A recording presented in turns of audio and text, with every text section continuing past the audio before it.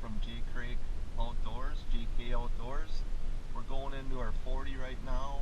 We're going to put it in a water hole, and what I want to do is do some work on one of the food plots where the water hole is going to go. We're doing land management on this property. We'll be there in a little bit. We're on our easement right now getting to our camper. We have a long easement to go down, and then we got a little walk-in easement where the corner of our 40 starts, and that's primarily where I'm setting up low impact stands and on some food plots in there. So we'll see in a little bit. Okay, we're down at end of our easement. We're at our property. This is a picture here of some of the projects that I started in actually it was 2016 when I bought the property. And what we got going on here is our easement line comes right to here, and that's our corner stake. So what we started working on, this is a creek bottom. All the bedding is over here.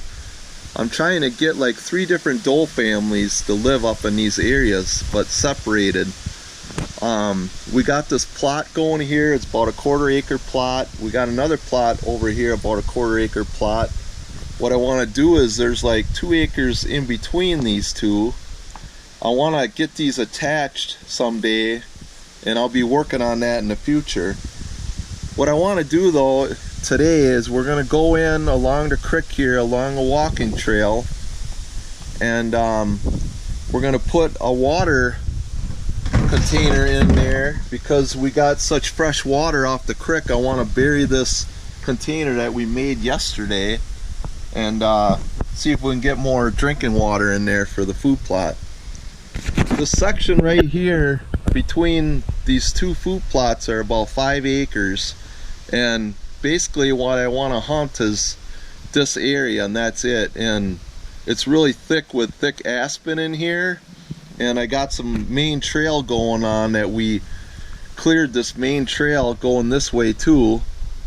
And the deer herd always seems to circle in here during the hunting season, especially if shooting is going on at my neighbors. They always seem to come in here and circle, and I'm always hoping that they pick up a buck in the bedding areas and bring them out to us. So it's a lot of work, but we're doing a lot of, land management projects.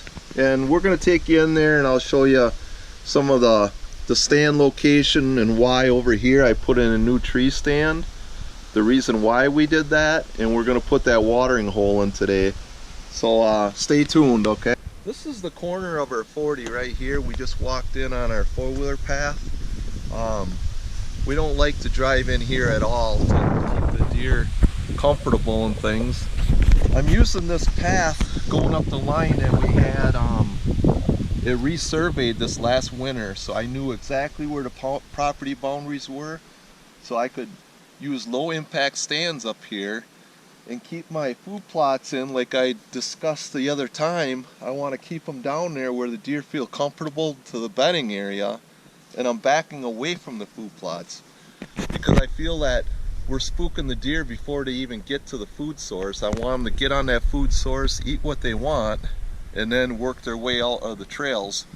So I'm actually setting up on those trails. Now, it doesn't matter to me if they go out, because there's a lot of egg land out here, farming and egg property, and so it doesn't matter to me after dark if they head out that way, because I can't do anything about it anyway. But what I want to do is keep them on my 40 acres. And I'm making these deer trails to keep them working and playful and just keep them happy, so they want to stay here. Get the bedding is way up in this area, which I'll show you when we get to the food plots where my bedding is. It's about 25 to 30 acres of property. So let's go down here and we'll talk more about that when we get to the food plot. This is our main creek that runs through. Our food plots are up in this area. It's southeast, and what we're doing is we're staying on this side of the creek, only 5 acres that we're hunting, because I don't want to disturb whatever small bedding that I have. I want to keep them does close. And on that side of the 40, it goes up a ledge, and I want to keep them bucks happy. If they want a bed behind the does and then come with food source, I'm more than happy to do that. I want to feed them as much as I can to keep them on R40, keep them going around into my bedding, keep them coming out and circling, just to keep them on the land till dark. Maybe I can draw more bucks in. The kind of bucks we're looking for is anywhere between 15 to 16 inch spread to start with. This has been like a 3-year project, so we haven't shot a single deer up here yet. Me and my son, we've been letting him go.